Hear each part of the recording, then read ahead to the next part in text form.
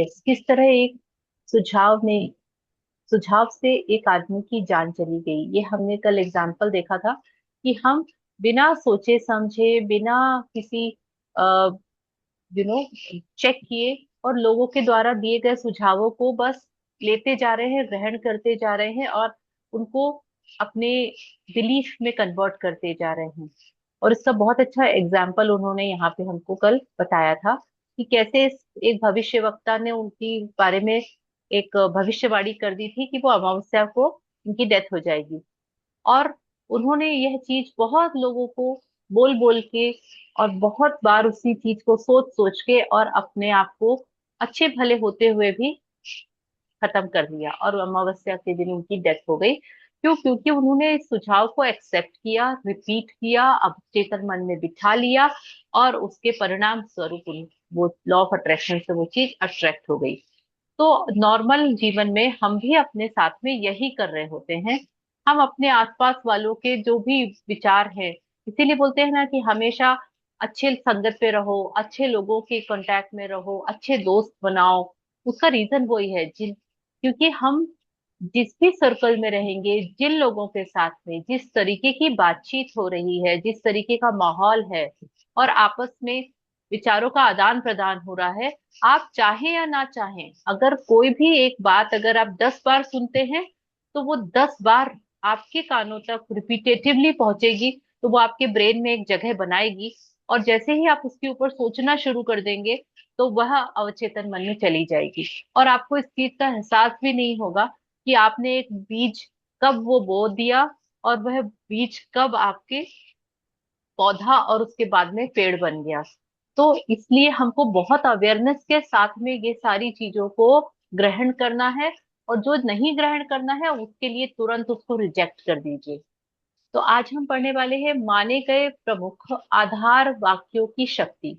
तो ये आधार वाक्य क्या होते हैं? ये होते हैं कुछ बिलीफ्स ना, जो हम अपनी लाइफ में, जो अभी तक की जीवन में हम सुनते देखते हुए आए हैं, वो सारी चीजों के बारे में आज हमको डॉक्टर जोसेफ फर्फी बताएंगे। प्राचीन यूनान के जमाने से दार्शनिक और तर्कशास्त्रियों ने सिलोजिज्म नामक तर्क का अध्ययन किया है। सिलोजिज्म में मस्तिष्क व्यवहारिक संदर्भ में तर्क करता है। इसका मतलब यह है कि आपका चेतन मन जिन प्रमुख आधार वाक्यों को सच मानता है, उसी से वह निष्कर्ष तय करता है। इसका मतलब यह है कि चेतन मन जिन प्रमुख वाक्यों को सच मानता है, तो वह कौन से आधार वाक्यों को सच मानता है और उसी से ही निष्कर्ष निकालता है और उसी से आपके अवचेतन मन में पहुंचता है। इस बात से कोई फर्क नहीं पड़ता कि वह सवाल या समस्या कौन सी है। अगर आपका आधार वाक्य सही है तो निष्कर्ष अवश्य सही होगा। तो ये आधार वाक्य क्या चीज होती है? इनपुट। Input, processing, output. हम अपने दिमाग में जो इनपुट दे रहे हैं, सबसे पहले उसको चेक करना होगा कि क्या वह सही इनपुट जा रहा है, क्योंकि जैसा इनपुट जाएगा आउटपुट वही निकलेगा।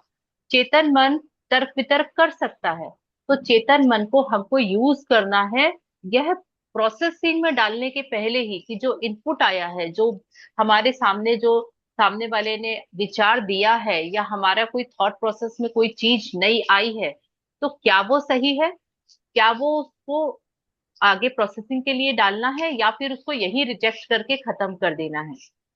तो यह कैसे होता है? उदाहरण के लिए, हर गुण प्रशंसनीय है। दयालुता एक गुण है, इसीलिए दयालुता प्रशंसनीय है। ठीक है। आपने अभी अभी जो बच्चे 12th क्लास का एग्जाम दिए होंगे, उन्होंने अभी असर्शन और रीजन, ये एक उनका नया टॉपिक ऐड हुआ है अभी रिसेंटली बोर्ड एग्जाम्स में। और उसमें ये होता है कि आपको कुछ चीजों का असर्शन, यानी कि उसका सार तत्व निकालने के लिए आपको कुछ रीजंस दिए जाते हैं और आपको मैच करना होता है कि उससे कौन सा मैच हो रहा है। सेम वही चीज हमको अपने जीवन में करनी है कि सभी के सारे गुण बहुत प्रशंसनीय होते हैं, ठीक है। हर इंसान में जो भी स्किल्स होती हैं, जो भी उनकी क्वालिटीज होती हैं, वो सारी क्वालिटीज को हम सभी अप्रिशिएट करते हैं। और उसी में से एक जो गुण है वो है दयालु होना या काइंड होना। यस, काइंड होना एक बहुत अच्छी क्वालिटी है। तो इस तरीके से अगर इन दोनों का आउटपुट क्या निकला कि जो काइंडनेस है वो हमेशा प्रशंसनीय रहेगी या हमेशा अप्रिशिएट करने वाली चीज रहेगी। तो इस तरीके से हम दो चीजों से के एनालिसिस से एक चीज निकालते हैं और वही हम प्रोसेसिंग के लिए डालते हैं। कैसे होगा, आगे और पढ़ते हैं। सभी निर्मित चीजें बदलती और खत्म होती हैं, यानी जो भी चीज पैदा हुई है वो खत्म होगी और चेंज होगी। यह एक ट्रूथ है।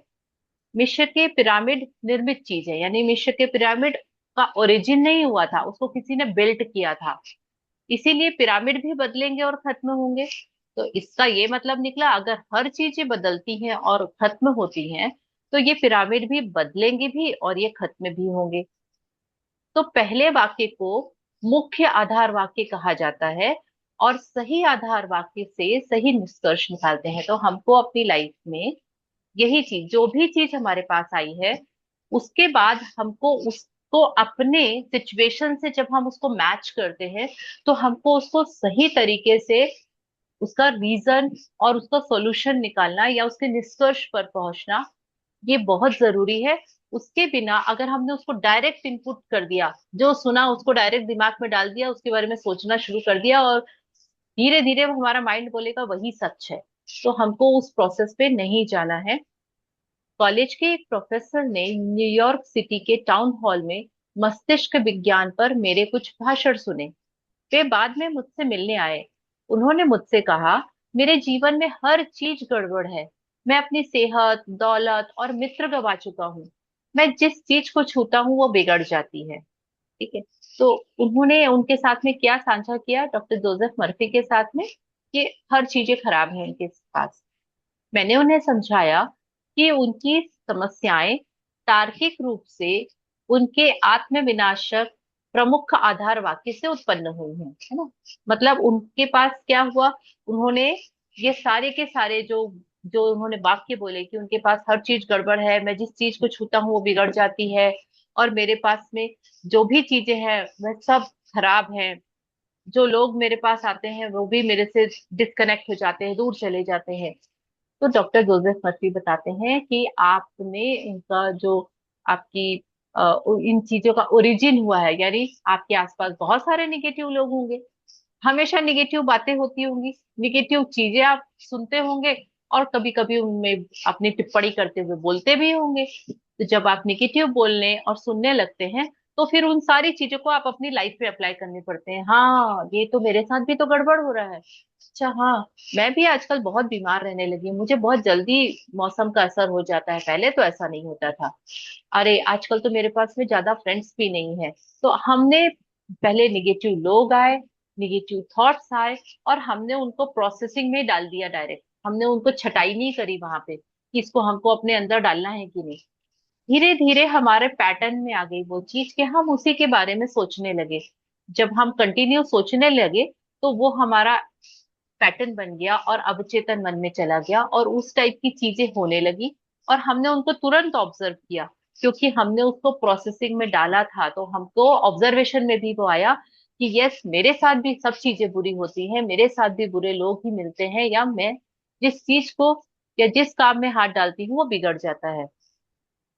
अपने जीवन को बदलने के लिए उन्हें अपने चिंतन में एक नया प्रमुख आधार वाक्य स्थापित करना होगा। उन्हें इस विश्वास को सही मानना होगा कि उनके अवचेतन मन की असीमित बुद्धिमत्ता उन्हें आध्यात्मिक, मानसिक और भौतिक मार्गदर्शन दे रही है। तो असीमित बुद्धिमत्ता यानी कि इनफाइनाइट इंटेलिजेंस उनको स्पिरिचुअली, मेंटली और फिजिकली मार्गदर्शन दे रही है और निर्देशित कर रही है और समृद्ध बना रही है। जब वे ऐसा कर लेंगे तो उनका अवचेतन मन अपने आप उन्हें समझदारी से निर्णय लेने के लिए निर्देशित करेगा, उनके शरीर का उपचार कर देगा और मानसिक शांति लौटा देगा। तो उन्होंने उनको क्या सॉल्यूशन बताया, उन्होंने ये बताया, प्रोफेसर ने अपनी जीवन की मनचाही तस्वीर बनाई और उसका प्रमुख आधार वाक्य क्या था। तो ये आधार वाक्य जिस चीज को बोल रहे हैं वो है वो पॉजिटिव अफर्मेशन जो कि हमको अपने आप को जिस तरीके से आप कन्वर्ट करना चाहते हैं, जो आपकी ड्रीम लिस्ट में लिखा हुआ है, आप वो जो सारी चीजें पाना चाहते हैं, तो उसके लिए आप अपने अंदर कमांड दे रहे हैं अफर्मेशन के रूप में। तो प्रोफेसर ने किस तरीके से दी? असीमित बुद्धिमत्ता हर तरीके से मुझे मार्गदर्शन दे रही है कि हम सब अपनी लैंग्वेज में कन्वर्ट करके इन, अगर आपको हिंदी में ये कॉम्प्लिकेटेड लग रहा है, इसके इंग्लिश वर्जन में आप इसको जरूर देखिएगा और इसको अपने हिसाब से डिजाइन करके और इसको आप रिपीट करना शुरू करिए। इन बिटवीन फ्यू डेज आपको समझ में आ जाएगा कि आपके अंदर वो चेंजेस आने शुरू हो रहे हैं। असीमित बुद्धिमत्ता बुद्धिमत्ता हर तरीके से मुझे मार्गदर्शन दे रही है। मैं पूरी तरह से स्वस्थ हूँ और मेरे मस्तिष्क तथा शरीर में सामंजस्य का नियम काम करता है। मेरे पास सौंदर्य, प्रेम, शांति और प्रचुरता है। सही कर्म और दैवीय विधान के सिद्धांत मेरे जीवन पर शासन करते हैं।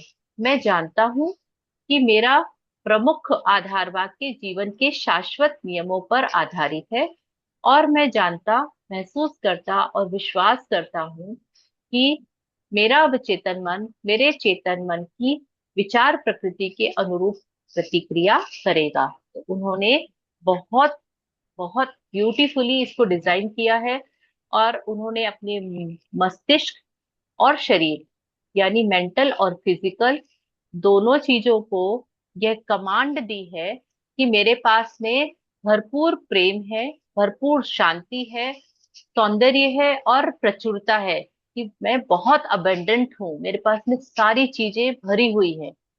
और मुझे ऊपर यूनिवर्स की या हमारे देवी देवता की जो भी शक्तियां हैं वह मेरे जीवन को शासित करती हैं। और मेरे जीवन का आधार वाक्य ही है कि मैं महसूस करता हूँ, फीलिंग्स, विश्वास करता हूँ, फेथ, और मैं जानता हूँ, उनको इस चीज का बिलीफ भी है।